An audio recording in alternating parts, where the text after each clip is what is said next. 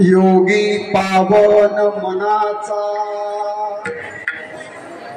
योगी पावन मनाचा, साहे अपराध जनाचा. विश्वरागे झाले बंधी, विश्वरागे झाले बंधी, संती सुखे व्हावे पाणी. शब्दशास्त्रे झाले क्लेश, संती मानावा उपदेश. विश्वरागे झाले बन्हे, संती सुखी भावे पाणी. विश्वपट ब्रह्मदोरा, विश्वपट ब्रह्मदोरा, काठी उघडा ज्ञानेश्वरा.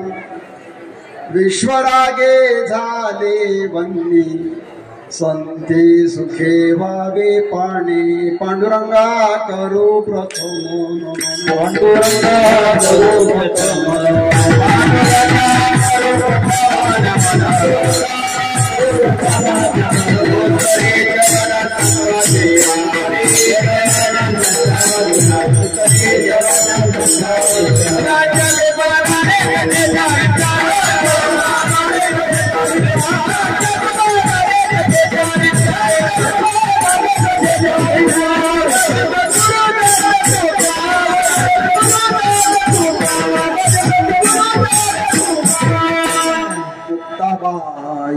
नमो त्रिभुवन पावनी, मुक्ताबाई नमो त्रिभुवन पावनी. नमो त्रिभुवन पावनी, मुक्ताबाई नमो त्रिभुवन पावनी. त्रिभुवन पावनी, मुक्ताबाई नमो त्रिभुवन पावनी. नमो त्रिभुवन पावनी, मुक्ताबाई नमो त्रिभुवन पावनी.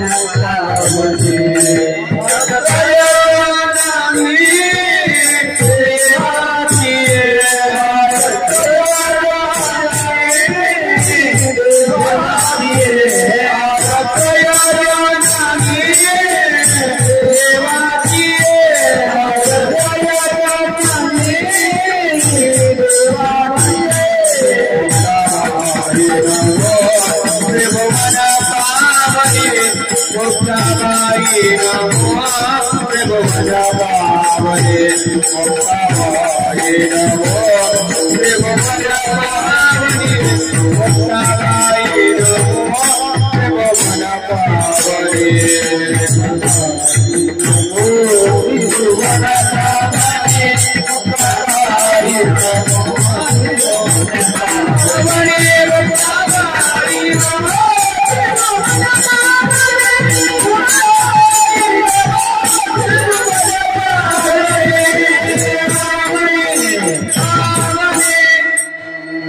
अलंकापुरी रम्य सिंहासनस्थं पदांबुज तेजस्फुरदिक्प्रदेशम् विधेन्द्रादिदेवैः सदा स्तूयमानं समाधिस्थमूर्ति भजित ज्ञानदेवम् ओम नमो ज्ञानेश्वराय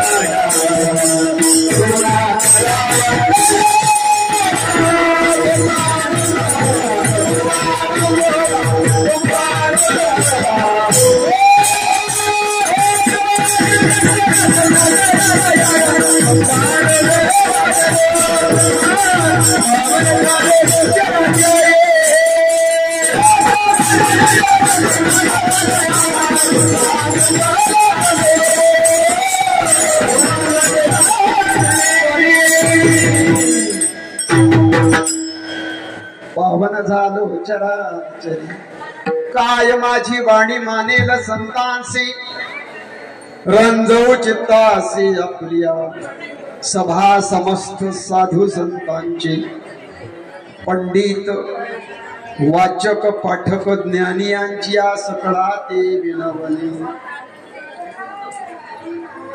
आता कृपा भांडवल सोडी भरी माझी मतीची पोतडी करी ज्ञानपत्य जोडी थोरा माते सर्वांच्या समोर योगी पावन मनाचा साहे अपराध जनाचा विश्वरागे झाले बंधी संती सुखे व्हावे पाणी सर्वांच्या समोर म्हणून दाखवलेला अभंग अळंदी क्षेत्रात राहणारे ज्यांच्या दारात आपण आज आहोत अशा ब्रह्मचित्कला आई साहेब मुक्ताईंचा हा गोड चिंतनीय असा अभंग आहे विठ्ठल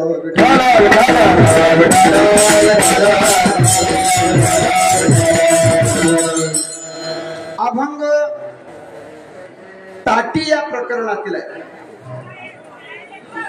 ताटी ताटी काय आहे हे तुम्हाला सांगायची गरज नाही सर्वच भवादृश्य असे श्रोते आहात सर्व वारकरी नित्याची वारी करणारे आई साहेबांच्या आणि वारीमध्ये सतत भजन कीर्तन नामस्मरण असा सर्व वारकरी या ठिकाणी आहेत आणि या सर्व वारकऱ्यांच्या चरणावरती मी माझे मस्तक ठेवतो मस्तक हे पायावरी या वारकरी संतांच्या जेवढे म्हणून माळकरी आहेत जे सतत कीर्तन ऐकतात त्यांना ताटी हे काय प्रकरण आहे हे माहित आहे खूप काही सांगून तुमचा वेळ घेत नाही कारण महाराष्ट्रामध्ये ज्ञानोबा आहे तुकोबा आहे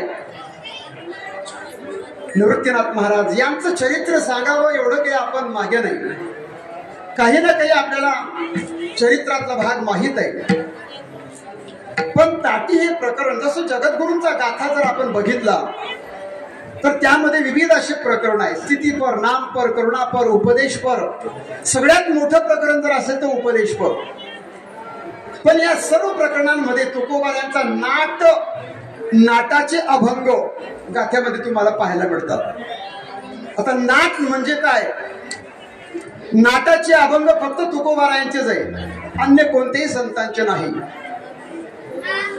नाट म्हटलं की तुकोबार आहे ताटी म्हटलं की आई साहेब मुक्ताई ताटीचे अभंग कोणत्याही संतांनी लिहिलेले नाही, त्यांच्या मुखातून बाहेर आलेले नाही. भारुड म्हटलं की नाथ महाराज प्रत्येक संतांची विशेषता आहे. जास्त बोलू नका महाराज, ताटीबद्दल बोला फक्त. ताटीचे अभंग का निर्माण झाले? या सर्व अभंगांमध्ये आता किती अभंग आहे ताटीचे? 11 अभंगांमध्ये ताटी हे प्रकरण विस्तारलेलं आहे. अभंगांची संख्या किती आहे? 11. तर कोणी कोणाला सांगितले हे अभंग तुम्हाला माहित आहे, परंतु विश्वमाऊली ज्ञानोबा यांना आई साहेब उपदेश करतात असं म्हणायचं की नाही, हाही थोडासा विचाराचा भाग आहे. कारण उपदेश कोण कोणाला करतो? जो अज्ञानी आहे त्याला ज्ञानी उपदेश करतात. सामान्य जनतेला उपदेश करण्याचा अधिकार मला असं वाटतं की कीर्तनकाराला असेल नसेल मला माहित नाही, परंतु संत हे उपदेशाचे अधिकारी आहेत. संतांनीच उपदेश करावा. मग उपदेश करणारा ज्ञानी आणि ज्यांना केलं जात आहे ते अज्ञानी असं ठरलं, पण ज्ञानोबांना आपण अज्ञानी म्हणू शकत नाही. उपजताच ज्ञानी हे वर्म जाणोनी आले लोटांगणी चांगले. माऊलींना आपण बोलण्याचं धारिष्ट करू शकत नाही. मग आहे उपदेशच, पण लढीवाळपणे आई साहेब त्यांना समजवतात. लढीवाळ मुक्ताबाई. आणि हे का घडलं तर हे प्रासंगिक या प्रकरणातला हा अभंग आहे. आता का प्रसंग घडला? ज्ञानोबरायांना या समाजाबद्दल थोडस वाईट वाटलं. घटना घडलेली आहे सांगेल पुढे, पण त्यांच्या मनाला उद्विग्नता येते, अस्वस्थ होतात ज्ञानोबराय आणि एकांतामध्ये जातात. आणि त्यांना जेव्हा समजवण्याचा प्रसंग आला तेव्हाची त्यांच्या मुखातून बाहेर श्रवले अभंग, त्या अनेक अभंगांपैकी आई साहेबांच्या मुक्ताई साहेबांच्या मुखातून जो अभंग बाहेर पडला, जे ताटी हे प्रकरण बाहेर पडलं, त्यापैकी या पहिल्याच क्रमांकाचा अभंग आहे. विठ्ठल विठ्ठल.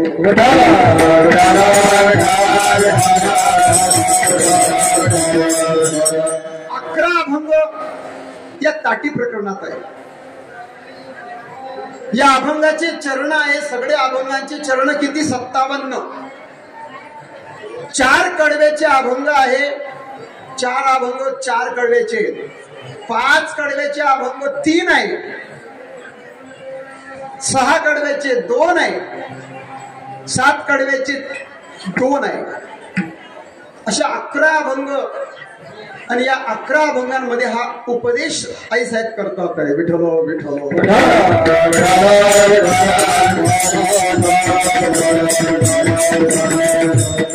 अभंगावर चिंतन करण्यापूर्वी कशासाठी कीर्तन माहीत आहे सगळ्यांना. आई साहेबांची वारी आहे आणि अशा या वारीच्या प्रसंगी हे आज पर्वकाल आहे. उद्या पण पर्वकालच आहे. आज एकादशी आहे आणि एकादशीचा हा पर्वकाल उद्या लागूनच महाशिवरात्रीचा उपवास आहे. सलग 2 दिवस उपवास आल्यामुळे थोडस जड जाईल. खूप भूक लागते हिवाळ्यात, थोडस हिवाळा कमी होतोय, उन्हाळ्यात चाहूल लागते. सलग बरं अजून सोमवार आलेली म्हणजे सलग 3 दिवस एकादशी आणि सोमवार जर लागून आले तरी सुद्धा जड जातं. पण आता मध्ये गॅप नाहीये. आज आपण कोणीच फराळ केलेली निराहार असेल, कोणी फलाहारी असेल, कोणी जलहारी असेल, कोणी तर काहीच म्हणजे उपवासाला काही खाऊ नये असेल, पण आपण खूप निराहार उपवास केला असावा उपवास. पण आज पर्वकाल एकादशी. जगद्गुरूंचं तेच म्हणणं आहे, एकादशी आणि सोमवार हे 2 पर्वकाल सांगितले. एकादशी व्रत प्रत्येकाची एकादशी आहे आणि अशा या पर्वकालाच्या ठिकाणी. पण ज्यांची नसेल असं तर काही वाटत नाही, प्रत्येकाचा उपवास असेल, पण हे धरणं आवश्यक आहे. एकादशी व्रत सोमवार न करती कोण यांची गती होईल नेनो. असो अशा या पर्वकालाच्या आणि वेळेस आई साहेबांच्या दारामध्ये कीर्तनाचा हा योग आहे. आमची जी दिंडी आहे, हा जो दिंडी सोहळा श्री क्षेत्र कुसुंबा, तालुका जळगाव जवळच कुसुंबा आहे. आणि कुसुंबा ते आईसाहेबांच्या या दरबारापर्यंत हा दिंडी सोहळा गेल्या या 2ऱ्या वर्षापासून आहे. या दिंडीचं नेतृत्व चालक हरिभक्तपरायण चंदू महाराज शिरसोलीकर यांच्याकडे या दिंडीचं नेतृत्व आहे. दिंडी चालकच ते आहे. आणि त्या दिंडीतील मी एक आहे. कीर्तन त्यांचं होतं, पण त्यांनी मला आज्ञा केली म्हणा, सूचना केली म्हणा, विनंती केली म्हणा, अशी ही प्रार्थना घटित विनंती आहे. तुम्ही करावं म्हटलं, नाव तुमचं आहे, पण मला जर बसवून दिलं खाली तर म्हणून तुम्ही काही चिंता करू नका. 1 तासभर सेवा तुमची करायची मी माझं परम भाग्य समजतो. माझ्यासारख्या क्षुल्लक व्यक्तीने माझा इथून बोलण्याचा अजिबात अधिकार नाही. पण आईसाहेबांची इच्छा असेल, आता काही करू शकत नाही, तुमचा नाईलाज आहे आणि त्यांचं चिंतन ऐकायला पाहिजे होतं. परंतु आईसाहेबांचा दरबार आहे आणि त्यांच्याच कृपेनं, त्यांच्याच आशीर्वादानं माझ्या या प्रार्थनामध्ये त्यांची सेवा करण्याचा योग असेल. सर्वांच्या पायावरती माझं हे मी मस्तक ठेवतो. संस्थांचे अध्यक्ष, सर्व पदाधिकारी या सर्वांच्याही पायावर माझं डोकं आहे. आईसाहेबांच्या चरणावरती नतमस्तक होतो. आणि या दिंडी सोहळ्याच्या हे जे काही चंद्रकांत महाराज आहे आमच्या शिरसोलीचे, त्यांच्या वतीने माझ्याकडे ही सेवा आली. आणि अल्पसा प्रयत्न, तुमचे अवधान धाये. माऊली म्हणतात, तुमच्यासारखे श्रोते क्षेत्रामध्ये कीर्तन आहे असं तसं बोलावं लागत नाही, परंतु श्रोते तुम्ही आनंदित होतील असं काही माझं बोलणं नाही. ज्ञानोबा, तुमचे अवधान धाये, तुम्ही म्हणा हे होय, ऐसे वक्तृत्व कवणा आहे जेणे रिझा. तुम्ही श्रोते आनंदित होतील असं वक्त्याचं बोलणं, माझं तरी बोलणं नाही असं माऊली म्हणतात. मग माझ्यासारख्याने काय म्हणावं? परंतु तरी सुद्धा ज्ञानोबा म्हणतात, मी प्रौढपणानं तुमच्याशी बोलत नाही, परी प्रौढीनं बोले हो जी, तुम्हा सर्वज्ञांच्या समाजी द्यावे अवधान हे माझी विनवणी सदगीची. ही माझी सदगीची विनंती. कशी आहे? काही ओवी ज्ञानोबा खर्च करतात ना, तरी सर्वच ओव्या पाठातल्या आहे, परिचयाच्या सगळ्यांच्याच पाठ आहे. परंतु माऊलींच्या आणि ज्ञानेश्वरीच्या व्यतिरिक्त आपण काय बोलणार? ना तरी बालक बोबडा बोली का वाकुळा विचुका पावली, ते जोज करुणी माऊली रिझे जेवी. बोलणाऱ्याला बोलता येत असेल, एखाद्याला चालणं चांगलं असेल, एखाद्याचं बोलणं चांगलं असेल, एखाद्याचं गायन चांगलं असेल, ज्याला गाता येईल त्यानं गावं, ज्याला बोलता येईल त्यानं बोलावं. पण माझ्यासारख्यांना बोलता येत नाही तरी सुद्धा मी धारिष्ट गाता येईल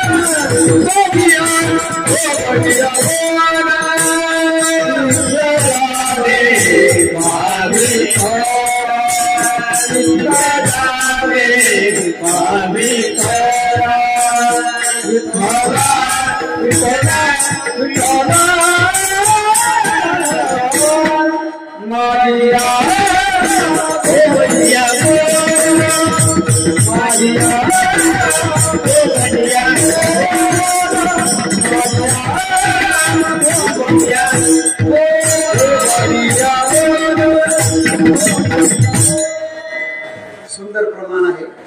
बोलता येईल त्यानं बोलावं. ज्ञानोबा एक ओवी देतात, राजहंसाचं चालणं जगामध्ये श्रेष्ठ ठरलं, मग अनेकांनी चालू नये का राजहंसाचे चालणे भोतडी झाली आ शहाणे, तरी काय कोणी अनेकी चालूची नाही. जसा ज्याचा अधिकार असेल त्याचं त्याने बोलावं. असो, अधिकार नसताना बोलणं. कुठे कुठे श्रोते तयारीचे असतात तर वक्त्याची तयारी नसते. कुठे कुठे वक्ता तयारीचा असतो तर श्रोत्यांची तयारी नसते, कुठे कुठे श्रोतेही तयारीचे आणि वक्ताही तयारीचा असतो. आत्ता काय चाललं ते सांगा महाराज. आता वक्ता अपात्र असा आहे, पण श्रोते बाकी पात्रतेचे असे. बाबा दृश्य असे श्रोते त्यांच्या समोर हे दारिष्टपणे बोलणं. विठ्ठल विठ्ठल.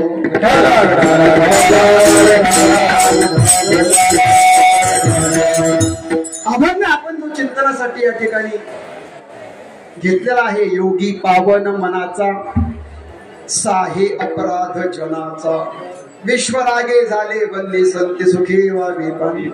अभंग, अभंगाची भूमिका काय, काय प्रमुख विषय काय या अभंगाचा. प्रत्येक अभंगाचा विषय प्रमुख असतो. अभंगामध्ये एक बीज अर्थ ज्याला म्हणतो आपण. अभंग ज्ञानोबा बद्दल आईसाहेब बोलतात, योगी कसा असावा, कोण म्हणजे योगी, वृत्ती योग्याची, स्वभाव पावन मनाचा ते योगी, पवित्र अंतःकरणाचा. असं का बोलावं लागलं, याचा अर्थ ज्ञानोबा पावन मनाचे नाहीत का, प्रश्न आहे. योगी पावन मनाचा, जो पावन मनाचा आहे तो योगी आहे असं ज्ञानोबाने सांगायची गरज काय, पहिलाच प्रश्न आहे. परंतु जास्त खोलात न जाता ही सर्व ज्ञानोबांनी लीला रचली बरं का. ही लीला आहे. आपण जास्त चिकित्सकपणे आणि प्रसंगाकडे बघू नका.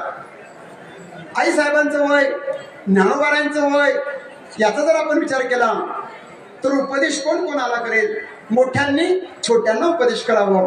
पण या ठिकाणी आई साहेब जरी वयाने लहान असल्या परंतु त्या ब्रह्मचित्कल आहे, आदिशक्ती आहे, त्रिभुवन पावनी अशी आहे, सर्व देवांची ती माता आहे, विश्व जननी आहे, जगत जननी आहे आणि आईला बोलायचा अधिकार आहे. आता तुम्ही आपण वयाने मोठं म्हणावं की ज्ञानाने मोठं म्हणावं हा विचार करण्याचा भाग आहे. काही माणसं खूप वयाने मोठे, व्यवहारामध्ये त्यांना आपण ज्येष्ठ असं म्हणतो, वयोवृद्ध. पण काही फक्त वयानं वृद्ध आहे, काही ज्ञानाने वृद्ध आहे, काही तपाने वृद्ध आहे. वृद्ध शब्दाचा अर्थ म्हातारा नाही घ्यायचा. वृद्ध म्हणजे ज्येष्ठ, श्रेष्ठ, मोठे. वृद्ध शब्दाचा अर्थ काय, आपण म्हणतो वृद्धी झाली, कशाची, काळाची वृद्धी झाली, परिस्थितीमध्ये काय झाली, वृद्धी झाली, वाढ, विकास या अर्थाने हा शब्द घ्यायचा. मराठी शब्दकोशामध्ये शब्द त्याचा भाव आणि त्या भाव आपल्या लक्षात आला पाहिजे. ज्ञानोबा आहे, ज्ञानोबांच्या ज्ञानेश्वरीला कोणतं नाव आहे, भावार्थ दीपिका. शब्द अक्षराचा भाव, भाव आणि अक्षर याची गाठ कोणी मारली तर ज्ञानोबा यांनी. आणि ते कोणाच्या लक्षात आलं, भाव अक्षराची गाठी, भाव अक्षराची गाठी, भाव अक्षराची गाठी,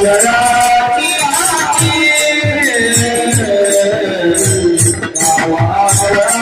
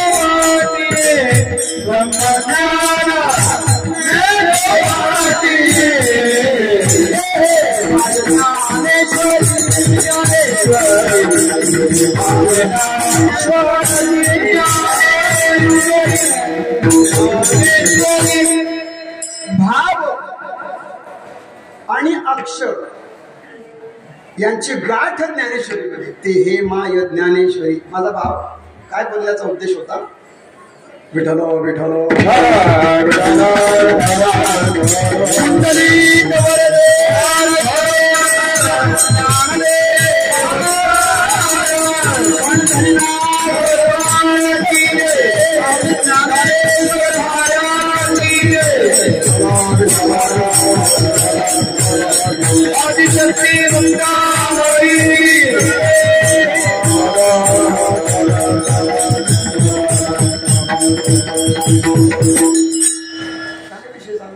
भाव भाव आणि अक्षर शब्दाचा भाव समजला पाहिजे.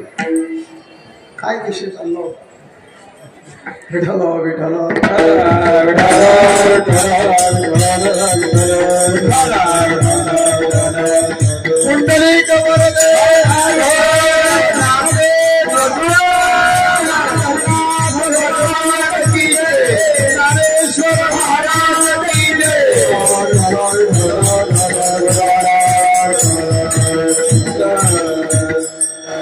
योगी पावन मनाचा, जो पावन मनाचा आहे तो योगी. पण हे असं का बोलावं लागलं?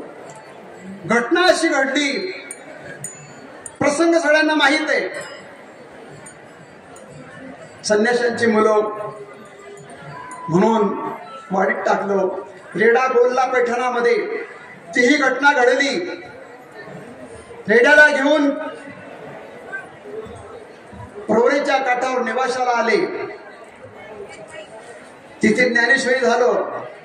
परंतु ही सर्व मंडळी आळंदीमध्ये येते आणि जांभूळ बेटामध्ये राहते.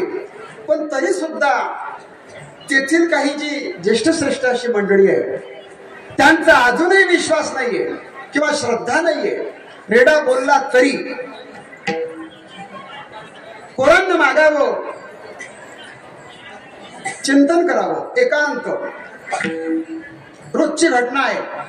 ज्ञानोबरांनी जावं, कोरांनाची अन्न मागून आणावं. आईसाहेबांनी त्याचं स्वयंपाक करावा आणि सर्व हंडांना. पण एक दिवस असं घडलं, कोमल अंतःकरण ज्ञानोबरांचं, आईचं हृदय घेऊन आलेले महात्मे, आईचं हृदय नवनीतासारखं कोमल अंतःकरण ज्ञानोबरांचं. ज्ञानोबरांसारखा ज्ञानसूर्य प्रगट झालेला आहे. परंतु माऊलींच्या अंतःकरणाला एके दिवशी एवढी मोठी ठेच पोहोचली. सकाळची वेळ आहे आणि विसोबा नावाची एक श्रेष्ठ ज्येष्ठ असे समोर येताना त्यांनी पाहिले. त्यांचं दर्शन झालं. त्यांनी त्यांच्या समोर इंद्रायणीमध्ये जोड्या सहित बुडी मारली. शेंडी सुद्धा बुडवली आणि जोड्या कपड्यांचे सचैल स्नान त्याला आपण म्हणतो. शिंचांनो, तुम्ही हे तोंड आता का दाखवतात? बरे तुम्ही गेले काही काळ, परंतु या ठिकाणी पुन्हा तुम्ही आलात. आता हा दिवस आणि तुमच्या या दर्शनाने मला आता आंघोळ करावी लागली असं म्हटलं आणि त्यांनी स्नान केलं. मारूंना वाईट वाटलं. आपण आलो कशासाठी? आपलं मूळ स्वरूप काय? हे सर्व जाणत असताना ज्ञानोबारांनी तो प्रसंग बघितला. समाजाला जर आपलं तोंड पाहून स्नान करावं लागत असेल, आपलं दर्शन जर अपवित्र आहे असं त्यांना वाटत असेल, मग हे तोंड आपण का दाखवावं या समाजाला? जगद्गुरूंच्या जीवनामध्ये असे प्रसंग आले, सर्वच संतांच्या जीवनामध्ये असे प्रसंग आले. प्रत्येक वेळेस समाजाची ही फार मोठी आपली चूक झाली असं आपण म्हणतो. समाज सगळ्यांनी संतांना त्रासच दिला. असं का? कधी कधी आपण चरित्र अनेकांच्या मुखातून ऐकतो. ब्राह्मणांनी छळ केला असं म्हणतो आपण. तुकोबारांना मारलं, गाथा बुडवला वगैरे वगैरे सर्व घटना तुम्हाला माहित आहे. पण या सर्व घटनांच्या मागे ही त्यांची लीलाच आहे. ज्ञानोबारांची ही सुद्धा काय आहे, ही लीलाच आहे. हा माझा मुद्दा इथे होता. ज्ञानोबारांनी ही काय केली, लीला केली.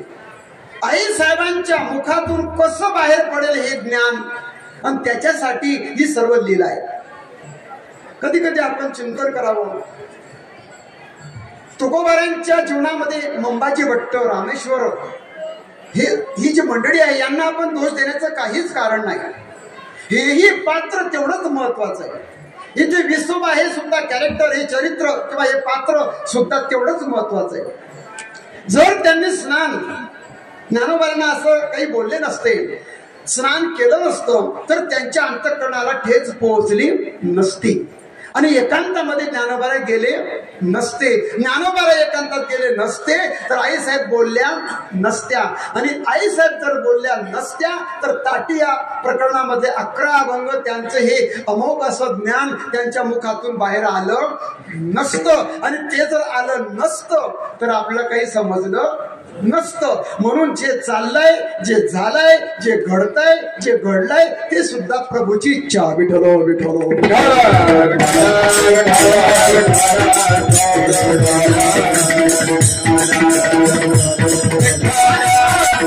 ज्ञानोबा आहे ते घडलं, पुन्हा गेले नाही, परत आले. आणि तिथे घड आहे, छोटी भुयार असेल, झोपडी असेल, जे असेल ते असेल, आत गेले, कोणाशी काहीच बोलत नाही आणि आतमध्ये जाऊन शांत बसले. रागावले नाही, चिडले नाही, प्रत्युत्तर दिलं नाही, काहीच न बोलता आपल्या झोपडीचं म्हणा त्या गुहेचं दार लावलं. आता दार म्हणजे काय, दरवाजा होता का मोठा? उभ्या आडव्या काळ्यांची काय म्हणतो त्याला आपण, ताटी. कुंपण आला जे काही त्याला आपण खेड्यामध्ये खडं करतो, खड्याला काय म्हणतो त्याला, झोपाट साध्या भाषेत. त्याला दोरी असते, कधी साखळी असते, कधी कुलूप असतं. जास्त चारा महाग असेल तर त्याला कुलूप. पण ते कुलूप कशाला असतं, त्या झोपाटीच्या 2 काड्या त्याच्यात आड करून. आता ते काही भलतं काही आहे का? पण शेतकऱ्याला किंवा आपला असं वाटतं नाही कुलूप लावलाय, लाईट लावून आलोय, चारा काही कोणी नेणार. अरे मोठ्या मोठ्या घरांमधून चोऱ्या होतात, ते झोपाटन काही आहे का विषय? पण आपलं समाधान आहे. मी कधी गाडीला, मी पण बरं, गाडी कुठे आमची तिकडे, तुमच्या बी गाड्या असतील की नाही, हो रस्त्यावरती गाडी लावून आलोय. फक्त माझं समाधान केलंय, मी काय केलंय, लॉक केलंय. पण लॉक केल्यावर गाडी जाईल की नाही, तुमचं काय मत आहे? जाईल माझी, असं वाटतं का? जाऊ नये कोणाची. पण कुलूप लावल्यावर सुद्धा चोरी होते. आणि काहींच्या गाडीला कुलूपच नाहीये, लॉक नाहीये, तरी सुद्धा गाडी सुस्थितीत आहे. ज्याच्या गाडीला लॉक नाही ती राहिली आणि लॉकवाली गेली. इथली गोष्ट सांगत नाही. आणि जाऊ नये कोणाची, माझी इच्छा आहे. विठ्ठल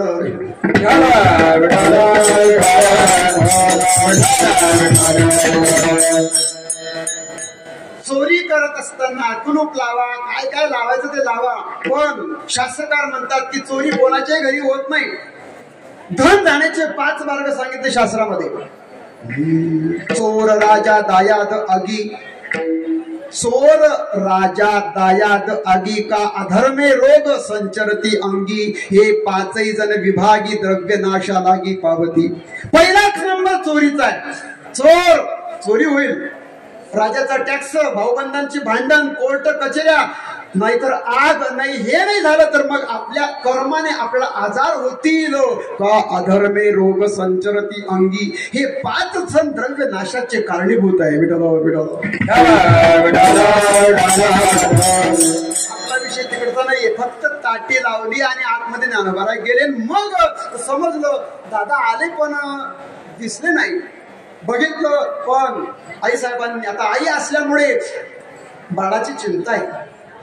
समजलं ज्ञानोबारा आले आणि शांत. आईने बघितलं. आता त्या ताटीमधून सर्व दिसत होतं बरं का, असं काही झाकून काही नव्हतं, कारण दरवाजा एवढा आता काळ्यांची असल्यामुळे बघितलं. आता ती ताटीच्या पलीकडे ज्ञानोबारा आहे आणि अलीकडे आई साहेब आहे. त्यांनी विचार केला, माझा ज्ञानदादाला काय झाला असेल? कधी न चिडणारे, कधी न उद्विग्न होणारे, क्रोध त्यांना कधी शिवत नाही, अशा माझ्या दादाला कोण बोललो? आधीच माझा दादा आईचं हृदय घेऊन आलाय. कोमल अंतकट, टचकन डोळ्यात पाणी येतं, ती आई असते. डोळ्यातून प्रत्येकाच्या डोळ्यातून पाणी येत नाही. काही काही सिरियल बघतो आपण, एखाद्या संतांचं चरित्र ऐकतो, आई साहेबांचं चरित्र असेल, ज्ञानोबारांचं चरित्र ऐकताना जो रडत नाही तो माणूस नाही. आई साहेबांचं चरित्र ऐकताना रडू येतो. सात्विकतेचं ते लक्षण आहे. तुमचं अंतःकरण शुद्ध असेल, तुम्ही निर्मल अंतःकरणाचे असाल, तुमचं अंतःकरण कोमल असेल, सत्वगुणाची वाढ जर झाली तर माणसाला कोणाच्या बोलण्याचा लगेच राग नाही, डोळ्यामध्ये पाणी येतं. महाराष्ट्रामध्ये साने गुरुजी नावाचे गुरुजी होऊन गेले. साने गुरुजींचं शस्त्र काय होतं? अश्रू. अश्रूंची झाली फुले हे त्यांचं नाटक आहे. समाजाने काही जरी केलं तरी गुरुजी कधी बोलत नव्हते, फक्त घड घड घड टप टप टप पाणी गळायचं डोळ्यामधून. रडणं हे त्यांचं शस्त्र होतं. तसं माझ्या ज्ञानदादाला काय झालं? अंतःकरणात विचार करतात आणि मग या दादाला आता कसं समजवायचं? आणि प्रश्न पडला आईसाहेबांच्या समोर, कोणाला समजवते? पहिला प्रश्न.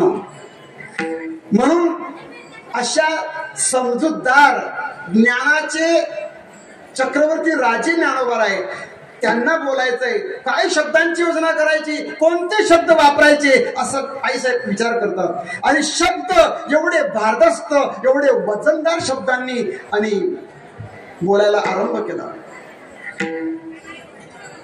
जे विशेषण वापरलं ते मोठं तोला मोलाचं आहे. कोणत्या शब्दात ज्ञानोबारांना बोलतात? अभंगाचं पहिलं चरण. योगी पावा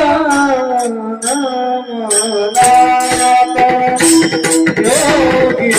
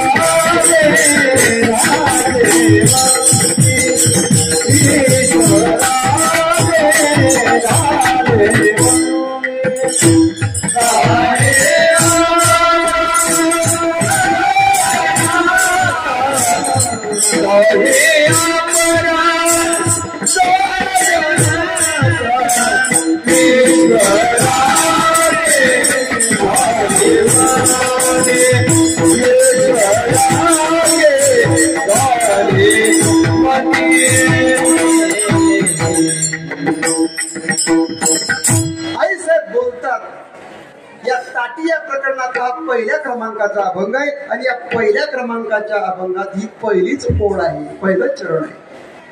आई बोलतात, दादा तुम्ही योगी पावन मनाचा. अभंगाची सुरुवात योगी शब्दाला करतात. ज्ञानोबा आहे योगी, नुसते योगी नाही, योगी राज आहे. ज्ञानाचे चक्रवर्ती राजे आहेत. योगाच्या क्षेत्रामध्ये सुद्धा अति उच्च स्थानावर ज्ञानोबारांचा अधिकार. कोण आहे ज्ञानराज? ज्ञानराज माझी, ज्ञानराज माझी योग्याची माऊ, ज्ञानराज माझी योग्याची माऊ, ज्ञानराज माझी योग्याची माऊ, ज्ञानराज माझी योग्याची माऊ.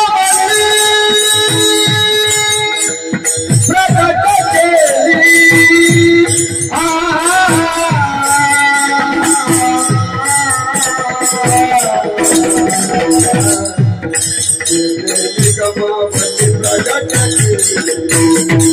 निगमापती प्रगट अलंकार गीता अलंकार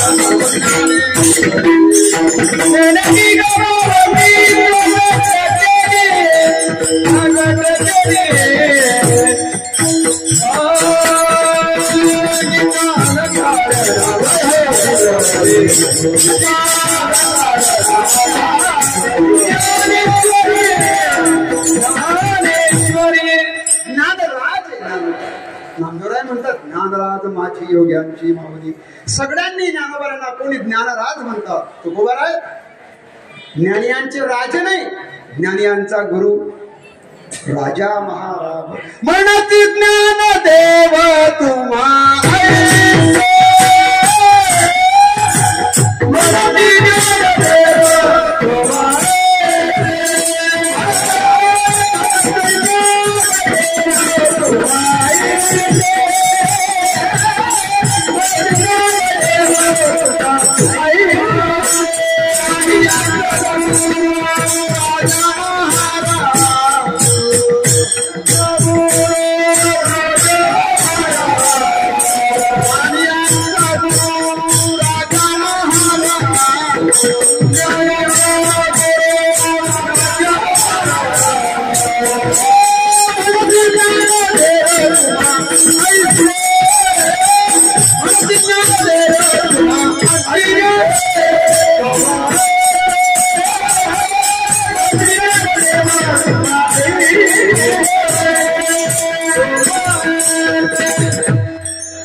ज्ञानदेव तुम्हा ऐसे. तुम्हाला ज्ञानदेव उपमा आहे, पण या अभंगातला हा जो खोचक भाव आहे, म्हणती ज्ञानदेव तुम्हा ऐसे. तुम्हा ऐसे तुम्हाला ज्ञानदेव म्हणतात, ही विशेषता आहे. विठ्ठल विठ्ठल योग्यांची माऊली का योग्याची? एका योग्याची माऊली नाही, अनेक योगी जेवढे झाले या भरतखंडामध्ये विश्वामध्ये, त्या सगळ्यांचे ज्ञानोबर आहे, गुरु आहे. योगामध्ये कोणी योगी आहेत ते योग गुरु आहे. योग गुरु रामदेव बाबाने, बाबा बी रामदेवच आहे. बाबा रामदेव योग गुरु आहे, स्वामी आहे असं म्हणतात. ठीक आहे, काही हरकत नाही. योगामध्ये योगी हे गुरु आहे, योगी राज. त्या सगळ्या योग्यांचे ज्ञानोबा राज्य. कोणी कर्माचे योगी आहे. हा माझा विषय काय झाला, तपवृद्ध ज्ञानवृद्ध हा विषय चालला मागे, तिथून भरकटलो आपण. तपवृद्ध ज्ञानवृद्ध कर्म म्हणजे ह्या सगळ्या जेवढी काही वृद्धी असेल योगाच्या क्षेत्रामध्ये ज्ञानोबा अग्रेसर. कर्मयोगी, ज्ञानयोगी, उपासना कर्म धर्म याच्यामध्ये जे योगी, परंतु या सगळे योग्यांचे ज्ञानोबा योगी आहे. योगी म्हणून त्यांना योगी हे विशेषण लाभलं. योगी या योग शब्दामध्ये युज नावाचा धातू आहे. युज या धातूपासून योगी हा शब्द तयार झाला. युज म्हणजे जोडणे, देवापर्यंत जो घेऊन जातो, देवाची ना आपली प्राप्ती, भेट, जोड ज्याच्याने होते तो योग. पण या सगळ्या योगाच्या प्रक्रियेमध्ये ज्ञानोबा आहेत. तुम्ही योगी आहात, पण तुम्ही नुसते सामान्य योगी नाही. मग योगी, त्या योग्याला योगी आपण का म्हणतो? पावन मनाचे योगी. योगी पावन मनाचा. आता हे बोलणं, जो योगी असतो तो पावनच मनाचा असतो, कारण योगाचे 8 अंग सांगितले. यम नियम बर का, आसन प्राणायाम ध्यान धारणा प्रत्यार समाधीपर्यंत 8 अंग. एकेका अंगाला 12 वर्ष, 12-96 वर्षात योग आहे. यम नियम, वाक्याचा नियम आहे की नाही? आता आपण माळ घातली, काय नियम आहे आपला? मांस खाऊ नये, दारू पिऊ नये, कीर्तन असेल तर कीर्तनाला जाऊ नये, म्हटलं का नाही? गेलं पाहिजे. आणि एकादशी आली तर जेवलं नाही, जेवलं पाहिजे की नको पाहिजे, पण माडकऱ्याने उपवास करावा, एकादशीचं व्रत करावं, सोमवार त्याला जोडून करावा, वारी करावी. आपण सर्व कोण आहे? वारकरी शब्दाचा अर्थ जो वार करतो तो वारकरी. वारंवारं करोती ती वारकरी. पण कशावर वार करायचा? म्हणजे बट्ट्यावर, वरण पोळी वांग्याची करा वार, उद्या नाही परवा. आणि तुम्ही किती रात नाही परवापर्यंत, सकाळी चालणं मारा. आणि जर उद्याची एखादी सोडायची असते 7 वाजता आपण काला मोडतो. कशाचा? पोळ्यांचा काला, तेवढंच वरण, तेवढंच तूप, बुंदीचा लाडू, वांग्याची भाजी, मिरच्यांची भाजी, चालू द्या रप्पा रप. वार कशावरही वार करतो तो वार करी. पोहे जिलेबी काय जे असेल ते असेल, वार ते वार करणं नाही.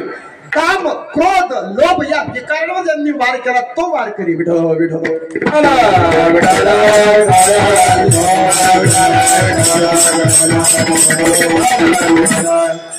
नियम यम नियम म्हणजे योगी योग साधना समाधी या स्थानापर्यंत जात असताना त्याचे सगळ्या अंगांमधले जे दोष आहे, सगळ्या प्रकारचे दोष, मल, विक्षेप, आवरण, हे जे दोष आहेत ना, आपलं चित्त ठिकाणावर का राहत नाही कीर्तनामध्ये, तर आपल्या चित्तामध्ये मल नावाचा दोष आहे, आवरण नावाचा दोष आहे, काषाय नावाचा दोष आहे.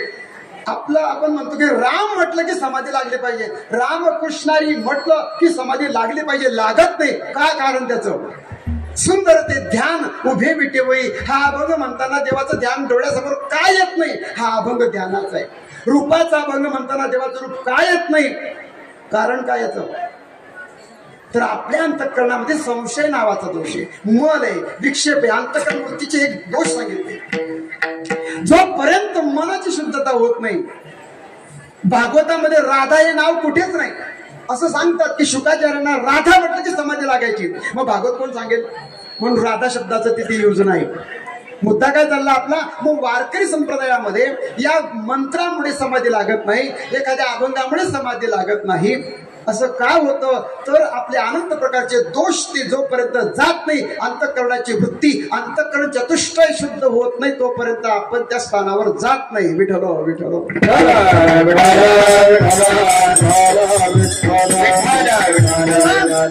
योगी पावन मनाचा. पावन मनाचा का? नियम, आपले नियम आहे, पण आपण नियमामध्ये राहत नाही. आणि हे सगळे नियम आपण न पाळल्यामुळे आपली अवस्था ती होत नाही. पण पावन ज्याचं मन झालं, योगानं वृत्ती पावन होते, मनाची शुद्धता होते. मग तरी सुद्धा आई साहेब म्हणतात योगी. पण हे जे बोलणं आहे, ज्ञानोबर आहे, त्यांना एक समोर ठेवून मी बोललो की ही सर्व लीला चालू आहे, ती तुमच्या माझ्यासाठी आहे बरं का. आपण जे समाजामध्ये योगी पाहतो, त्या योग्यांना पाहिल्यानंतर त्यांना जी सिद्धी प्राप्त झाली, त्या सिद्धीमध्ये योगी आटकून गेले बरं का. 6वा अध्याय पहा तुम्ही. योगाचं चिंतन ज्ञानोबा करतात. योग करत असताना तुम्हाला काही सिद्धी प्राप्त होते. आपल्याला मूठभर तांदूळ दिले म्हणजे आमच्या गुरु महाराजांनी, भंडारा गावाचा, आमचं हे मूठभर तांदूळ टाकून द्या. स्वयंपाकामध्ये टाकले, स्वयंपाक सगळ्या गावाने खाल्ला तरी उरला. हा सिद्धीचा प्रकार आहे. सिद्धीला विपिसे ओढत या खुशे नात्राय म्हणतात. योगाने सिद्धी प्राप्त होते आणि महात्मा त्या सिद्धीमध्ये अटकतो. हा सुद्धा देवाने टाकला फासा आहे बरं का. हा सुद्धा फासाच आहे. योग्याने सिद्धी, फुटकळ सिद्धी असतात. फुटकळ, फुटकळ म्हणजे काय? किरकोळ. अरे पाहिलं तरी कल्याण, स्पर्श केला तरी कल्याण. ज्यांच्या हात मस्तकावर, कोणाच्या? रेड्याच्या मस्तकावर ज्ञानोबाला हात ठेवतात. आपला गोरा पान हात ज्ञानोबाला मस्तकावर ठेवतात आणि रेड्याची पशुवृत्ती आकर्षित होते आणि त्याची लांब लचक जीभ ही आखोड होते, तो रेकायला लागतो. याज्ञवल्क्य स्मृतीतली ऋचा म्हणतो, ऋग्वेद नावाचा सगळ्यात कठीण वेद ऋग्वेद तो बोलतो. ही सत्ता ज्ञानोबाची. ज्ञानदेव ज्ञानदेव म्हणे बोली ऋग्वेद, ज्ञानदेव म्हणे बोली ऋग्वेद, ज्ञानदेव म्हणे बोली ऋग्वेद, ज्ञानदेव म्हणे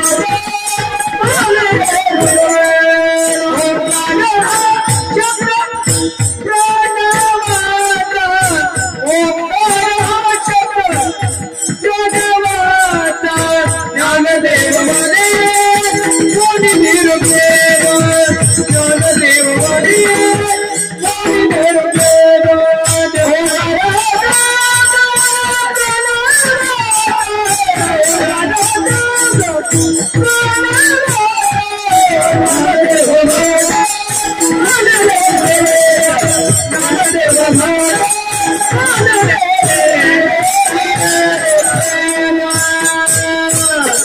असं म्हटलं रेडा बोलायला लागला.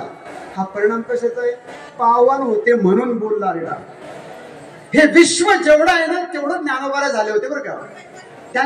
त्यांचीच उभी हे विश्वची माझे घर ऐसी मती जयाची स्थिर किंबहुना चर आचर. चर म्हणजे चालणार जग आणि अचर म्हणजे स्थिर राहणार. चर चालतो त्याच्यावर पण सत्ता आहे किंवा तो सुद्धा मीच आहे, पण अचल न चालणारा तोही स्थावर जंगम. या सगळ्यांमध्ये ज्ञानोबराय व्यापक स्वरूपानं व्यापले गेले होते. ऐसी मती दयाची स्थिर किंबहुना चराचर आपण झाला. ज्ञानोबराय आपल्या प्रत्येकाच्या हृदयामध्ये आहेत. आई साहेब सुद्धा तशाच व्यापक स्वरूपाचे आहे आणि म्हणून तुम्ही दादा पावन मनाचे आहे. पण योगी व्यवहारामध्ये आपण बघितलं सिद्धी आली आणि काय झालं? महात्म्याला योग्याला जेव्हा सिद्धी प्राप्त होते समाज जवळ येतो, बोलतो तसं होतं, आशीर्वाद दिला तसं झालं, वस्तू दिली तिची 10 पट झाली, तुम्ही आकर्षित झाले आणि तुम्ही काय केलं? तुमचं डोकं पायावर ठेवलं. योग्याच्या पायावर समाजाने लोढण घातली, समाज जवळ आला आणि मग या योग्याने काय करावं? बोललं तसं व्हायला लागलं. हे आले ते आले ते आले. त्यांच्या बोलण्याने त्यांची वाचा देवाने सत्य करावी. तुकोबाराय म्हणतात महात्मा बोलत नाही, खरे योगी बोलत नाही. का? त्यांच्या तपाचा प्रभाव कमी कमी होत असतो. म्हणून दिली चाले वाचा. तुकोबारायांचा एक अभंग आहे, दिली चाले वाचा. सगळ्यांचंच बोलणं खरं होत नाही, पिकली हे वाचा राम नावे. दिली चाले वाचा क्षय मागिल्या तपाचा. कोणालाही आशीर्वाद महात्मा देत नाही. का? त्यांच्या बोलण्याने कल्याण होतं. बोलतील तर ते मेघासारखा उपदेश करतात आणि सर्व संतांनी आपल्या मुखातून जे बाहेर अभंग पडले ना, ही त्यांची वाणी ईश्वराची वाणी, कल्याण करणारी अशी वाणी. म्हणून आपण प्रत्येकाने अभंग वाचावे, गाथा वाचावा, ज्ञानेश्वरी वाचावी. दिली चाले वाचा क्षय मागेल्या तपाचा. म्हणून महात्मा बोलत नाही, पण हे महात्मे समाजाच्या या सगळ्या गोष्टी पूर्ण करतात. त्यांचं तप खर्च होतं आणि महात्म्याचा योग, त्या योगाने जी सिद्धी प्राप्त झाली ती सिद्धी समाजासाठी खर्च होती. समाज जवळ आला आणि देव दूर गेला. विठ्ठल विठ्ठल.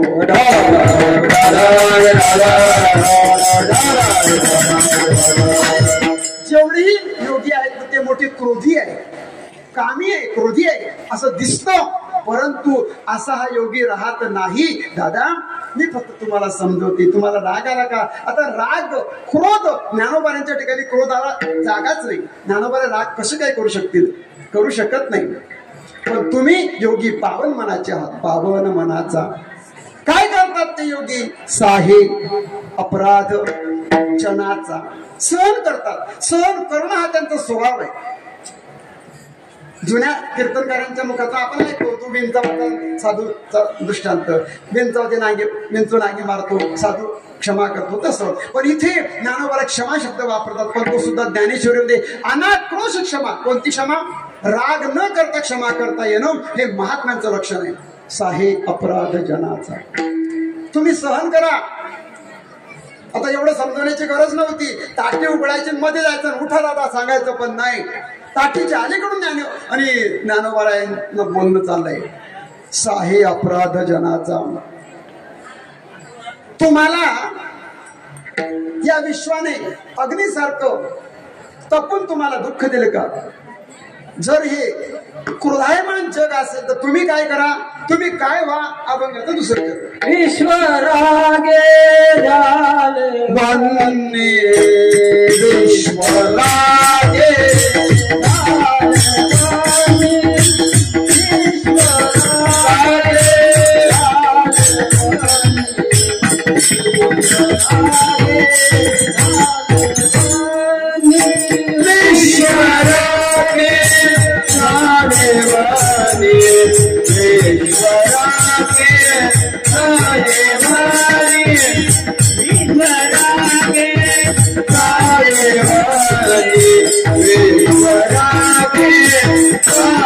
Hare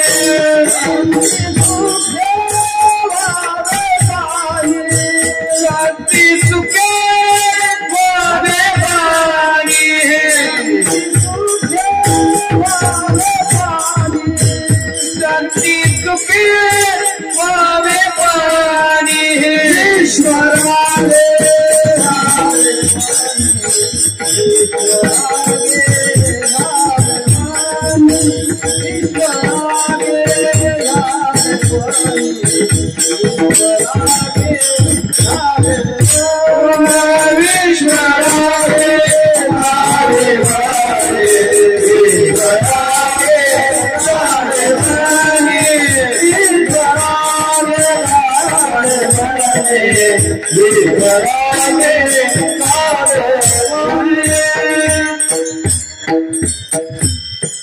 विश्व रागाने जर वन्नी शब्दाचा अर्थ आहे अग्नी. समाज काय झालाय अग्नी आणि तुम्ही काय व्हा पाणी. आता शब्दशः अर्थ घ्यायचे का नाही. तुम्हाला रागामध्ये क्रोधामध्ये जर कोणी बोललं तर बोलले काय होते कशाने राग कशाने व्यक्त करतो आपण शब्दाने. पण शब्दाची जी भाषा आहे शब्दाची जी स्वर आहे शब्दाचा. आता रागवताना माणूस मोठ्याने बोलतो रेखून बोलतो उच्च स्वरात बोलतो. राग येण्यासाठी एखाद्याला मारायचा असेल तर राग आल्याशिवाय मारूच शकत नाही आपण. एखादी मुलगा एका शब्दात ऐकतो राग येत नाही पण दोनदा सांगितलं तीनदा सांगितलं टीव्हीचा आवाज कमी कर बाबा आले. बाबा म्हणजे कीर्तनकार म्हणा कोणी असेल अरे अरे टीव्हीचा आवाज कमी करा बोलतोय ऐकलं नाही दोनदा तीनदा चाल दिवरात बराच बाबाला राग आला गेला तो साडकन वडली. हे केव्हा झालं पहिल्यांदाच जर बोलले असते बाबा त्याने जर लगेच बटन बंद केलं असतं तर राग उफाळला असता का. बाबा 40 वर्षापासून माळकरी इथले कोणतेच बाबा नाही. म्हणजे राग हा तसाच होता पण त्याच्यासाठी परिस्थिती निर्माण होत नव्हती. विश्व रागाने जर वन्नी झाली. आता राग येतो बोलण्याने बोलला काय बोलला शिवी दिली. शिवी कशावरून दिली म्हणजे बापावरून दिली. म्हटलं जाऊ द्या दादा. नाही नाही म्हटलं तुमचे दादा म्हणे आमचा बाप 40 वर्षापासून मेलाय. आता मरून गेले आपले वडील घटना घडून गेली मेलेल्या बापाला बोलला पण तरी सुद्धा शेती गरम झाली. तो बापावरून बोललाच का मी त्याला सोडणार नाही यांना नाही तुम्ही मला सोडा. अरे अरे अरे जितका आपण पकडतो तेवढा त्याला सोडा तुम्ही सोडा तरी आला काही नाही थांबून गेला. मेलेले 40 वर्षापूर्वीचे वडील त्यांना शिवी दिली आईला शिवी दिली. शिवी म्हणजे काय दिली शब्दाने बोलला. दुःख राग कशाने आला शब्दाने. शब्द हा विषय आहे बरं का. मी तुम्हाला आता बापू म्हटलं तर तुम्ही मला काय म्हणाल दादा. मी तुम्हाला जर आहो केलं तर तुम्ही काय म्हणाल आहो. आणि मी तुम्हाला काय रे मी आरे केलं तुम्ही काय रे आशिम कुमार बापरे. मी आरे म्हटलं तर तुम्ही मला कारे म्हणता.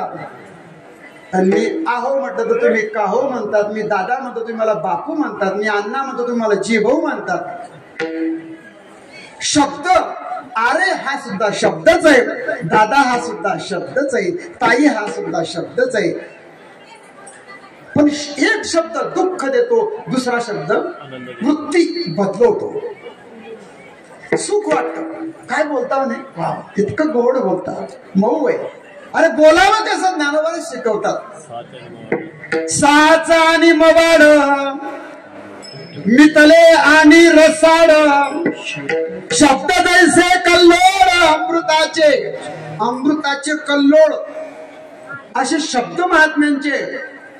अहो महात्मा तर पहिला मुद्दा बोलतच नाही. खरे महात्मे बोलत नाही नुसते पाहतात तरी कल्याण. त्यांचं दर्शन झालं तरी कल्याण. आता इथे कशासाठी आले आपण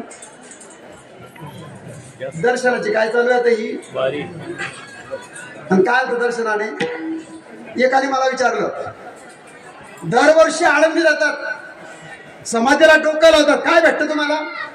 एक नवीन गेला आळंदीला, त्याला वाटलं ज्ञानोबारांची मूर्ती असेल, बसल्या असतील, उभ्या असतील, एकावर एक शिरा, त्याच्यावर दुसरा दगड छोटा छोटा छोटा, म्हणे हे ज्ञानोबार आहे, लावा डोकं, लावलं डोकं, बाहेर आला, काय भाऊ म्हणे, काय असं आहे? म्हणे काय? म्हटलंय समाधी आहे. अरे काय समाधी आहे? मला वाटलं ज्ञानोबार असतील, हे तर दगड आहे म्हणे, एकावर एक एकावर एक एकावर. तर त्याची वृत्ती, त्याला आनंद होईल का? पण दर्शन, ज्या समाधीला नाथांचं डोकं लागलं, ज्या समाधीला तुकोबारांचं डोकं लागलं, ज्या समाधीला नंदुरांचं लागलं, सर्व संत ज्या समाधीला आपलं डोकं लावतात, त्या समाधीला तुम्ही, मी आजही डोकं लावतो. केवढं आपलं डोकं सुंदर आहे. पण ज्याला डोकं असेल ना, तो डोकं लावेल. ज्याला डोकं नाही, तो काही डोकं लावणार? डोकेवाला डोकं लावतो, मग आपण डोकं लावायचं का त्याच्याशी? लावायचं का नाही बाबा?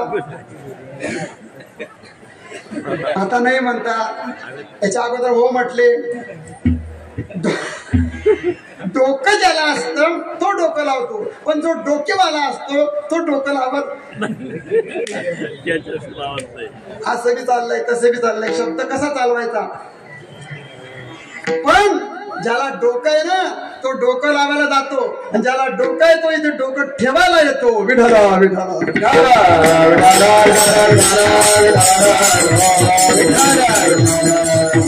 दर्शन, दर्शन घेतल्याबरोबर समाधान होतं. 18 तास लाईन मध्ये, महिनाभर पायी चालले, 18 तासानं 22 तासानंतर नंबर आला, पांढरकाच्या मध्ये घुसले, गवगवीत वृत्ती पुलकित झाल्या, डोकं ठेवलं. काय अनुभव? भाग गेला शीन गेला, गेला शीन गेला, गेला शीन गेला, गेला शीन गेला,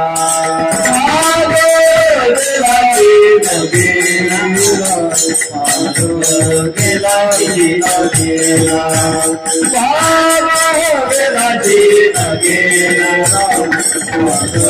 गेला शीन गेला, अवताराला ते आनंद,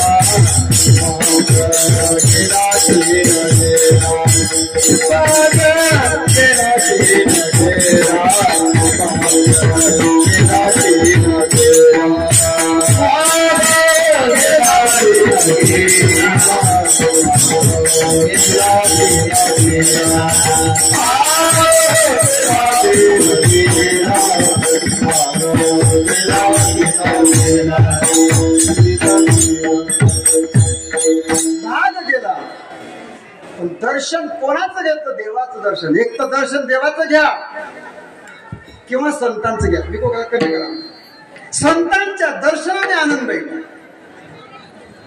जे पुण्यवान आहेत त्यांचं दर्शन घ्या. संत हे पुण्यवान आहेतच, पण कोणामुळे आपलं पुण्य वाढेल? अथवा संभ्रमाची आहे ती स्नेहो जैसाई व्यक्ती का दर्शनाची प्रशस्ती पुण्य पुरुष. पुण्यवंतांचं दर्शन घ्या, पुण्यवंतांचं स्मरण करा, आणि म्हणून ते स्मरण करतो. त्यांच्या दर्शनाने आनंद. अहो, अशा महात्म्यांनी जर बोलले तुमच्याशी, कसे बोलतात ते? एक तर पहिल्यांदा समाजाकडे पाहतात फक्त. ज्ञानोबारांच्या सोबत 12 लाख 15 लाख लोक चालतात. का चालतात? ज्ञानोबारा जेव्हा दशमेला प्रवेश करतात ना, पांडुरंगाचा रथ येतो बघा पंढरपूरच्या बाहेर, आणि पांडुरंग सगळ्या संतांना स्वागतासाठी बाहेर येतात. या या या माऊली, या या या. किती आणले? 12 लाख. ज्ञानोबारा मागे पाहतात बरं का, आणि त्या मागच्या समाजाकडे ज्ञानोबारांनी पाहिलं, हे माझ्या सोबत आले. जेव्हा त्यांना पाहिलं, नुसतं पाहिल्याबरोबर कल्याण झालं. 12 लाख लोकांचं ज्ञानोबाराय प्रवेश केल्याबरोबर कल्याण करून टाकतात। मागे पाहतात माऊली हे 12 लाख आले, करा यांचा उद्धार देवा। देव म्हटले अहो या सगळ्यांचा उद्धार नाही करतायत, हे सगळे लायकीचे आहे का तुम्ही नाही? म्हणजे देव बोलताय मी नाही। देव म्हणतात याच्यातले बरेच मारकरी नाही। माऊली म्हणतात ते माझा पदर धरून आले, यंदा त्यांनी माळ घातली नाही पण पुढच्या वर्षी घालतील माझा पदर। आईच्या पदराला धरून जर लेकरू आलं ना, 4 मुलं आहेत, 3 मुलं आहेत, एक छोटा आहे, थोडा शहाणा आहे, थोडा मोठा आहे, सगळ्यांना घेऊन चालते ती आई असते। विठू माझा संगी गोपाळांचा मिळा। आई आली, आई म्हणते करा देवा उद्धार। करता येणार नाही, हे सगळे माळकरी नाही, काही माळकरी आहेत तर वारकरी नाही, काही वारकरी आहेत तर माळकरी नाही, काही दोन्ही पण नाही आणि काही दोन्ही आहे। जे दोन्ही आहेत ना त्यांच्याशी मी त्यांचा विचार करू शकतो। म्हणे ठीक आहे बघा तुमची इच्छा, जास्त सांगत नाही। तुकोबाराय आले, देवा आलो बर का, तुमच्या कृपेनं चांगला प्रवास झाला, दिंडीमध्ये कोणाला काही त्रास नाही, दुखापत नाही, कोणाला काटा मोडला नाही, हे माझ्यासोबत आहे। माऊलींनी तुकोबाराय मागे बघतात 7 लाख करा यांचा उद्धार। म्हणे करू शकत नाही। कस काय करणार नाही? बापरे, तुकोबारांची भाषा काय, कस काय करू शकत नाही तू? तुझी घटना, तू इथे का आला, कोणी आणलं हे सगळं मला माहितीये, कर उद्धार। काय घटना होती? पंढरीचे वारकरी अधिकारी मोक्षाचे, पुंडलिके हा वर दिला, पुंडलिके दिला बरोबर, करुणा करे विठ्ठल तुम्ही याचा उद्धार करा। मुद्दा काय चालला आपला? दर्शन समाधान। महात्मा बोलतो, समाजाकडे पहिल्यांदा प्रेमाचा वर्षाव करतो। पुढा स्नेह पाझरे, ज्ञानोबा बोलतो, पुढा स्नेह पाझरे, मागा चालती अक्षरे, शब्द पाठी अवतरे, कृपा आधी। महात्मा बोलतो, पहिल्यांदा कृपेचा वर्षाव करतो। पुढा स्नेह पाझरे, पाझरतं प्रेम पाझरलं पाहिजे, प्रेमाचा पूर यायला नको, प्रेमाचा पाझर पाहिजे। पुढा स्नेह पाझरे, मागा चालती अक्षरे, पडती नाही, अक्षरच महात्म्याचे मागून येतात तोंडातून। शब्द पाठी म्हणजे नंतर, शब्द प्रकट होण्याच्या अगोदर, शब्दाच्या अगोदर कृपा येते, शब्द पाठी अवतरे, कृपा आधी, पहिल्यांदा कृपेचा वर्षाव करतात। तसं महात्म्यांच्या दर्शनाने, महात्म्यांच्या बोलण्याने कृपा होते।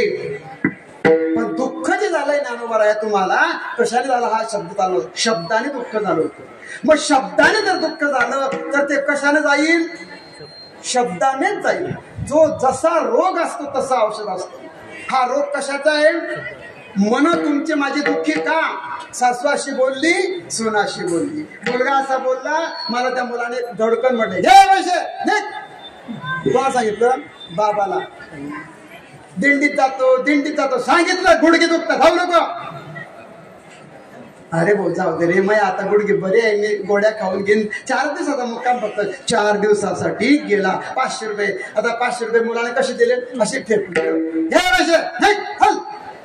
अरे अरे, कशाने दुःख झालं? शब्दाने। मग शब्दाने दुःख झालं, ते गेलं कशाने?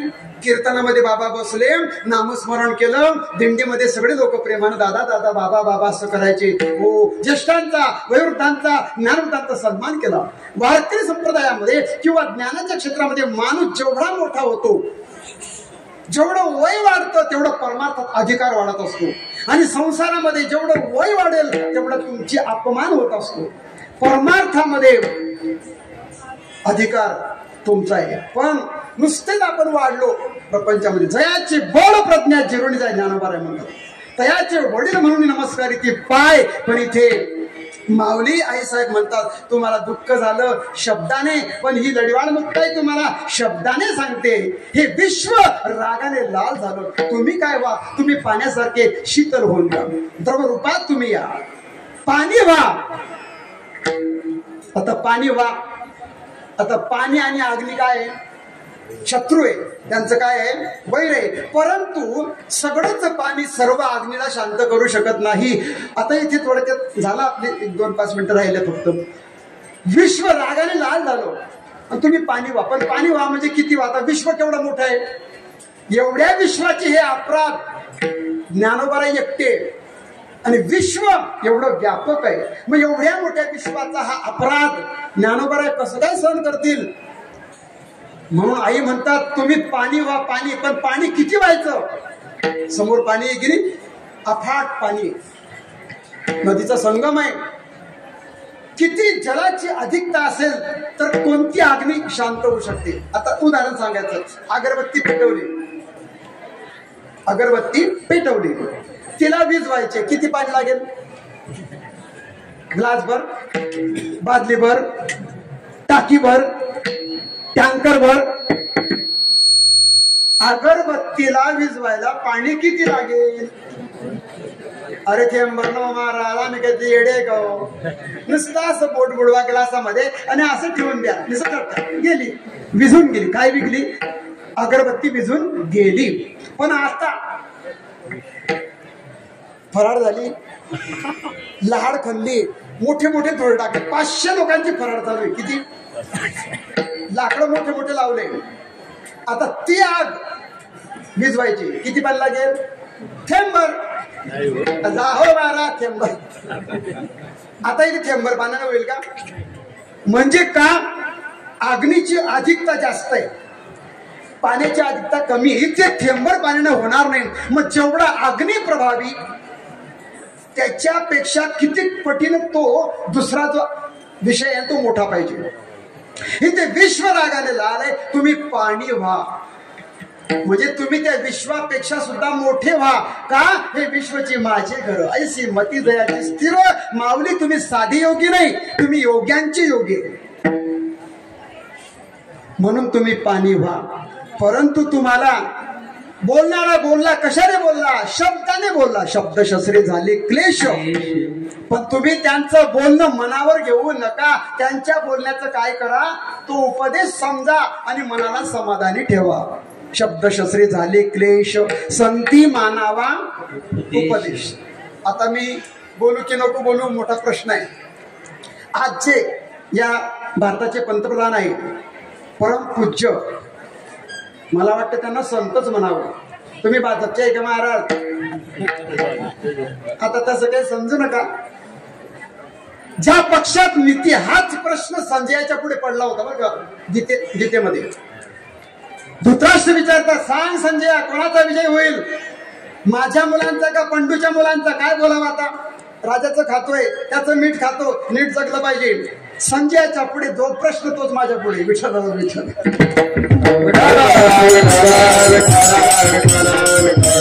शेवटचा श्लोक पाहून घ्या. ज्या पक्षात योगेश्वर भगवान आहे, ज्या पक्षात विजयाचं दुसरं नाव म्हणजे अर्जुन आहे, ज्या पक्षात नीती आहे, ज्या पक्षात धर्म आहे, तो त्या पक्षाचा विजय होईल. इथे मला हे सांगायचं आहे की परमपूज्य मोदीजी, त्यांना लोक कोणी कोणी शिव्या पण देतात, पण जेव्हा जेव्हा त्यांना शिव्या दिल्या, बघा तुम्ही टीव्ही पाहतो, त्या सगळ्या शिव्यांचं काय केलं त्यांनी? राग नाही मानला, त्या शिव्या मोजल्या शिशुपालासारखे आणि त्या शिव्यांचे शस्त्र केले, त्याच्याने जोडपलं, आलं निवडून. जेवढ्या शिव्या देणार, आता माझा शब्द इथे बरं का, शब्द शस्त्र आहे, शब्द हे शस्त्र आहे. शब्दाने घाव पडतो कशाला?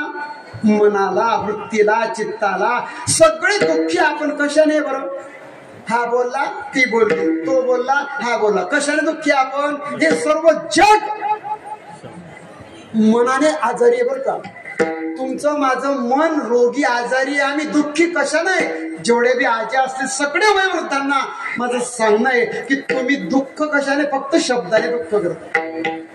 शब्द शस्त्रे झाले क्लेश. तुम्ही तो उपदेश समजा. जसं मोदीजींनी काय केलं, सगळ्या शिव्या घेतल्या आपल्या पत्रामध्ये आणि त्या रिटर्न केल्या, पण त्याचे शस्त्र केले आणि विजय मिळवला. तसंच तुम्ही करा. तुम्ही तो उपदेश समजा. आपली जर कोणी निंदा करत असेल तर ते सुद्धा एका दृष्टीने चांगलं असतं, असं आई साहेब समजवतात. का बरं असं? तुम्ही यांचा विचार करू नका. हे विश्व म्हणजे तुम्ही आहे आणि तुम्ही म्हणजे विश्व आहे. या विश्वामध्ये जे ब्रह्म चैतन्य रूपाने वास करताय ना, हे सर्व चैतन्य हलणारं, बोलणारं, चालणारं ते तुम्हीच आहे. तुमच्यातलं चैतन्य आणि यांच्यातलं चैतन्य एक असल्यामुळेच रेडा बोलला की नाही? रेडा का बोलला? त्याच्यातलं चैतन्य आणि तुमच्यातलं चैतन्य एक होतं म्हणून बोलला. भिंत का चालली? मी बोललो तुम्हाला, चर आणि अचर. हाळा मासाचा रेडा बोलला, नवलच आहे. पण आम्ही समजू शकतो की तो बोलू शकतो, पण भिंतीला कुठे कान होते?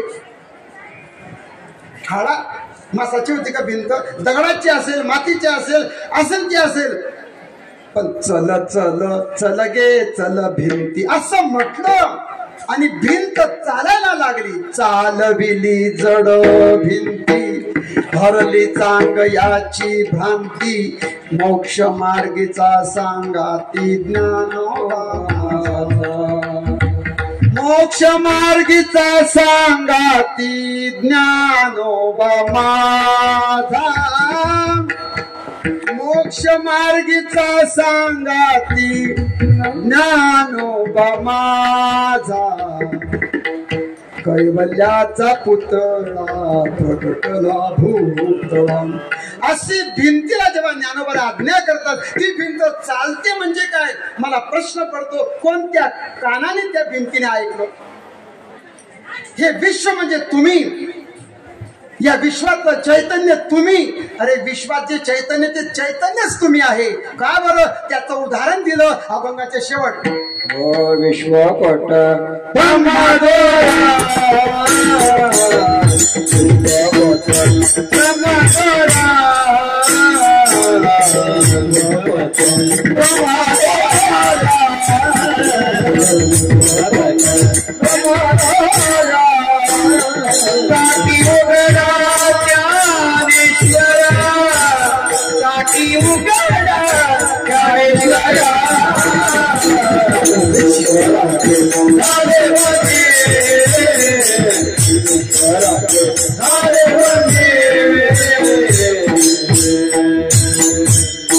शेवट आई साहेब म्हणतात विश्वपट ब्रह्मदुरा. विश्वपट, पट म्हणजे कापड. पट कशाचं बनलं? पट धाग्या धाग्यांनी जे बनतं त्याला वस्त्र म्हणतात. विश्व हे विश्व पट आहे, पण त्याच्यातला जो दोरा आहे ना, तो दोरा म्हणजे ब्रह्म आहे, चैतन्य आहे. विश्वपट ब्रह्म दोरा, आणि तो दोरा म्हणजे तुम्ही, ब्रह्म म्हणजे तुम्ही. आणि काय विचार करतात? ताटी उघडा ज्ञानेश्वरा. तुम्ही ताटी लावू नका, उघडा. हे विश्व म्हणजे तुम्ही. बस. आता या अभंगाची सुरुवात बघा. योगी पावन मनाचा साहे अपराध जनाचा. विश्व रागानं कोण झालं? विश्व रागाने लाल झालं. शब्द पहिल्यांदा वापरला विश्व, पण शेवटच्या जणात सुद्धा विश्व शब्द आला. विश्वपट, विश्व रागे, विश्वपट, दोनदा विश्व शब्द आला. विश्वपट आणि ब्रह्म दोरा आहे. आळंदीला इंद्राणीच्या काठावरती कीर्तन ऐकलं. विश्वशांती केंद्रामध्ये, वक्त्याचं नाव आठवत नाहीये, तर त्यांनी सांगितलं प्रत्येक अभंगामध्ये ध्रुवपद असतं. हा अभंग मुक्ताईंचा आहे की नाही? कुठेही मुक्ताई असा शब्द वापरलेला, नामा म्हणे तुका म्हणणार, हे सगळं वापरतो आपण, पण इथे मुक्ताई म्हणे असं कुठेही म्हटलेलं नाही. मग हे अभंग मुक्ताईंचेच आहे, कारण ताटी हे प्रकरणच त्यांचं आहे. मग या अभंगामध्ये ध्रुवपद कोणतं असेल? आपण काय म्हणतोय आता? विश्वरागे झाले वनी, हे त्याचं ध्रुवपद म्हणतोय. पण त्यांचं म्हणणं असं होतं की या अभंगामध्ये ध्रुवपद हे शेवटचं पद आहे. ताटी उघडा ज्ञानेश्वरा. कारण प्रत्येक अभंगाच्या शेवटी, प्रत्येक अभंगाच्या शेवटच्या चरणाचा उत्तरार्ध हा ताटी उघडा ज्ञानेश्वरा, ताटी उघडा ज्ञानेश्वरा. प्रत्येक चरण कसं आहे? पण त्या चरणाचा पूर्वार्ध या ठिकाणी कसा आहे? विश्वपट ब्रह्म दोरा. या अभंगाचा बीज अर्थ किंवा स्थायी भाव या संपूर्ण अभंगामध्ये कोणता उपदेश करायचा आहे? विश्वपट ब्रह्म दोरा. हेच उपदेश आहे बरं का. हे उपदेशाचं मूळ आहे, एवढाच उपदेश आहे फक्त, बस. मग विश्वपट आहे, ब्रह्म दोरा आहे, आणि तुम्ही ताटी उघडा. विश्व तुम्ही तरुणी, विश्व तारा, ताटी उघडा. शेवटचा अभंग म्हणजे या प्रत्येक 11 अभंगांच्या शेवटच्या चरणाचा पूर्वार्ध हा त्या अभंगाचा उपदेश आहे. म्हणजे विश्वपट ब्रह्म दोरा हे या सगळ्या अभंगांचं काय ध्रुवपद आहे. हरिपाठामध्ये हरिमुखी म्हणा, हरिमुखी म्हणा, पुण्याची गणना, हे पद आपण प्रत्येक अभंगाला लावतो. अभंग संपला की हे पद म्हणतो, पुन्हा दुसरा अभंग, दुसरा संपला की पुन्हा हरिमुखी म्हणा, तिसरा अभंग, आहे की नाही? म्हणजे आता ध्रुवपद म्हणजे काय? कशाला ध्रुवपद म्हणायचं? असं पद ध्रुवपद त्याला म्हणतात की जे पद किंवा अभंगाची जी ओढ आहे ती ओढ प्रत्येक अभंगाच्या चरणाला लागते किंवा तिला ती संपर्क करते, मॅच होते थोडक्यात सांगायचं. आणि प्रत्येक आता हरिपाठामध्ये प्रत्येक अभंगाचे हरिमुखे म्हणा हे ध्रुवपद आहे आणि त्या प्रत्येक अभंगाला ते लागतं. मध्य सेंटरचा जो काही चरण आहे ना ते हे आहे, म्हणजे ध्रुवपद हे प्रत्येक चरणाला लागत असतं. आता जनरली काय होतं, गाथ्यामध्ये प्रत्येक अभंगाचं दुसरं चरण हे ध्रुवपद असतं. काही अभंगांचं पहिलं चरण ध्रुवपद असतं आणि काहींचं शेवट असतं. पण जनरली ताटी या अभंगाचं त्यांचं असं म्हणणं होतं की विश्वपट ब्रह्मदोरा ताटी उघडा ज्ञानेश्वर हे ध्रुवपद आहे. विठ्ठल विठ्ठल विठ्ठल.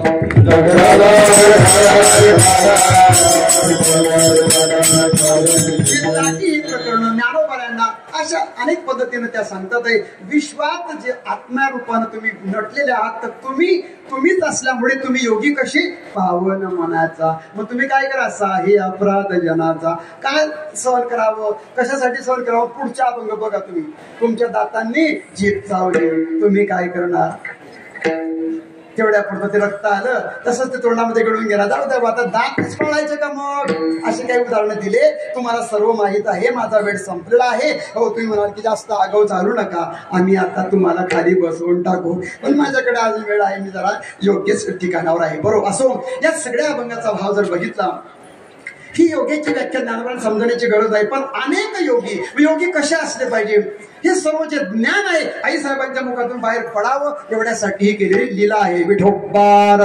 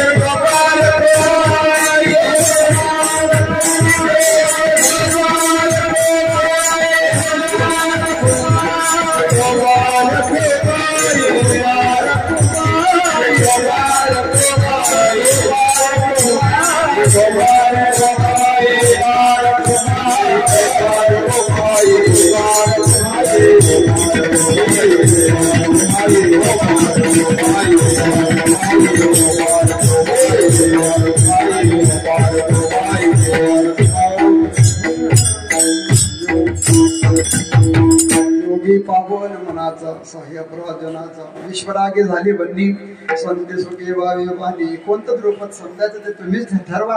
हे चिंतन मांडलं ते तुम्हाला सांगितलं. असा हा सुंदर प्रकारचा योग. आता माझी काही योग्यता नसताना बोललो, मी तुम्हाला सांगितलं कोणत्याच पद्धतीनं माझी योग्यता नाही, परंतु आई साहेबांची इच्छा असेल आणि तुमचं सर्वांचं दर्शन कीर्तनाच्या निमित्तानं झालं. आई साहेबांच्या दारात कीर्तनाचा योग आहे. माझे परम सद्गुरू माऊली महाराज आणि त्यांच्या कृपेने थोडंफार बोलण्याचा प्रयत्न करतो. अभंगाचा भाव असाच असेल असा काही माझा आग्रह नाही, परंतु यथामती तोडकं मोडकं चिंतन मांडण्याचा विचार केला. आपण एकदा सगळ्यांनी आई साहेबांचा गजर करू, आई साहेबांचं थोडं चिंतन करायचं. इंद्रायण काजलवी बोले श्रीमुक्ताई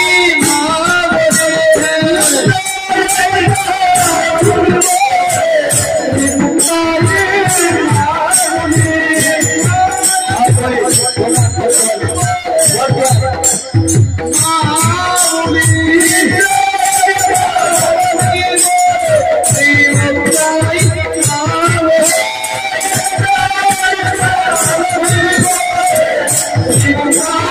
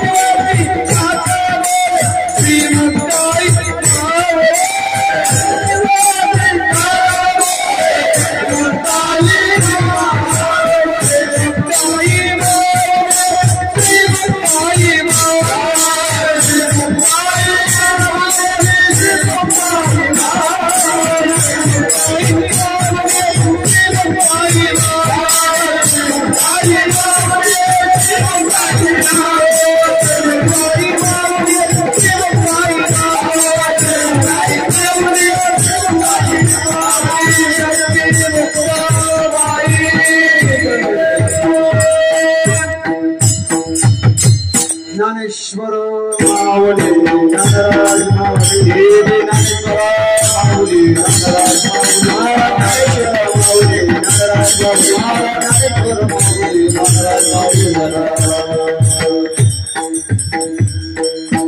तेसी केली कटकट वाकडे किरीट देवजाने पायाच्या प्रसादे काही बोललो विनोदे मदक्षमा करणे संतीनो ही अंगभूत युक्ती झालेली सेवा आई साहेबांच्या चरणावरती सद्गुरु विश्व ज्ञानोबांच्या चरणात समर्पित करायची सेवा निवेदन.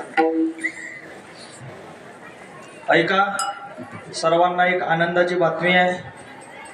उद्या सकाळी ठीक 11 वाजता महाशिवरात्रीच्या यात्रेनिमित्त रोहिणीताई खर्चे आणि माजी महसूल मंत्री माननीय एकनाथरावजी खर्चे यांच्या शुभ हस्ते सकाळी ठीक 11 वाजता हेलिकॉप्टरद्वारा आईसाहेब मुक्ताईंच्या देवळावरती पुष्पवृष्टी होणार आहे. तरी सर्वांनी या सोहळ्याचे साक्षीदार व्हायचं आहे आणि त्यानिमित्त सर्वांनी ठीक 11 वाजता उद्या आईसाहेबांच्या प्रांगणामध्ये उपस्थित राहायचं आहे.